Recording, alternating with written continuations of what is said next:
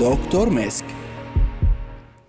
يعتبر السعال من أكثر الأعراض انتشاراً من بين الأمراض الموسمية الشتوية، الذي يعتبر عمل دفاعي لا إرادي يهدف لتنظيف الطرق التنفسية من المفرزات الالتهابية والبلغمية، وبالتالي للسعال وظيفة مهمة. ببعض الحالات يجب ألا يكون هدفنا دائماً إيقاف السعال، وإليكم هذه النصائح الهامة عنه. أولاً، نتفق أن السعال ليس مرض، وإنما هو عرض لسبب ما يخفيه وراءه لا بد من البحث عن السبب وتوجيه العلاج نحوه، وأسبابه عديدة تتراوح من البسيطة التي لا تحتاج للعلاج مثل الرشح إلى الخطيرة كنوبة الربو والتهاب الرئة والشردقة. يعني لا يوجد دواء واحد يمكن إعطاؤه لأي حالة سعال، لا بد من فحص الصدر بسماعة الطبيب أو بالأشعة لتحديد السبب. ثانياً، الأدوية المهدئة للسعال ممنوع إعطاؤها للأعمار الصغيرة لأنها قد تسبب تثبيط وتوقف التنفس. أما المقشعات فلا تعطى للأعمار الأقل من 2 إطلاقاً، مع الانتباه حدوث سعال مفاجئ عند طفل صغير لا يشكو من شيء مسبقاً يستدعي نفي الشردقة، خاصة إذا ترافق مع زرقة في الوجه. أما حدوث السعال الليلي المبحوح المفاجئ كصوت الديك يستدعي مراجعة الطبيب وتدبير فوري. النصيحة الأخيرة المهمة أنه مهما كان نوع السعال، سواء كان من منشأ بكتيري أو منشأ فيروسي أو حساسية صدر، فإن تناول الكثير من السوائل الساخنة والشربات الدافئة سيخفف من فرط إفراز البلغم ولزوجة المخاط وتخريش البلعوم، وبالتالي تهدئة حدة السعال.